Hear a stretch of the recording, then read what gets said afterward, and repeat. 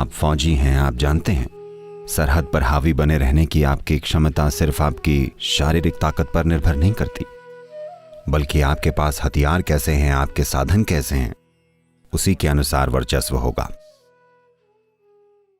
हमारे हाथों में सबसे पहला साधन है in our hands is our own body, our own mind, our own energy. हमारा अपना शरीर, हमारा अपना मन, हमारी अपनी ऊर्जा। अगर ये तीन चीजें सबसे ऊंचे स्तर पर काम करें तो जो भी छोटी मोटी चीजें हमारे हाथों में दी गई हैं उनका अचानक एक अलग ही महत्व हो जाता है।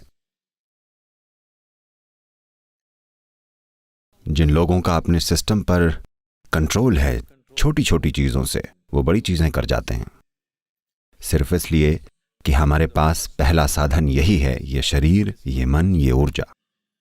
इसके ऊपर कुछ महारत हासिल करना बहुत बड़ा बदलाव लेके आएगा, खास तौर से एक फौजी के लिए, क्योंकि ये एक भारी मेहनत वाला काम है। ये एक अकेला जीवन है। अगर कोई अपने खुद के भीतर बिल्कुल सुलझा हुआ नहीं है तो अकेले होना बहुत मुश्किल है। एक योगी हमेशा अपनी इच्छा से अकेला होता है, इसलिए नहीं कि वो लोगों से घुल मिल नहीं पाता, सिर्फ इसलिए कि वो इतना सही से सुलझा होता है। आमतौर पर उसे ऐसा साथ नहीं मिलता जो इतना ठीक से सुलझा हुआ हो।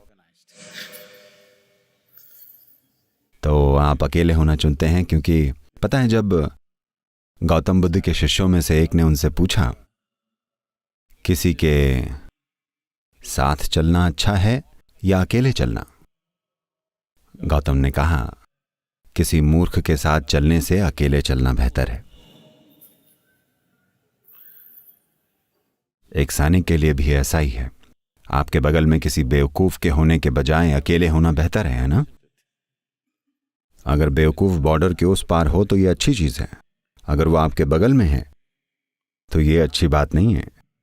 इसलिए एक योगी की तरह एक सैनिक को भी सीखना होता है कि अपने शरीर, मन, ऊर्जा को इस तरह से सुलझा लें कि अकेले होना संघर्ष न रह जाए,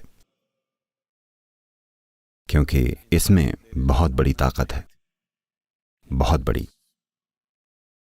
एक इंसान असाधारण बन जाता है सिर्फ इसलिए क्योंकि उसमें खुद को इस तरह व्यवस्थित करने की क्षमता है कि अकेले होना कोई मुद्दा नहीं है। जो लोग हर समय मजबूरी में किसी का साथ चाहते हैं, लोगों से मुलाकात करने, घुलने मिलने और साथ रहने में कुछ गलत नहीं है, पर अगर ये एक मजबूरी भरी जरूरत है कि आपको किसी के साथ या चीज के साथ होना ही हो, उस हालत में One becomes unnecessarily vulnerable. इंसान बेवजह नाजुक बन जाता है। खास तौर से जिस काम में आप हैं, वहां नाजुकता का मतलब जिंदगी या मौत हो सकता है।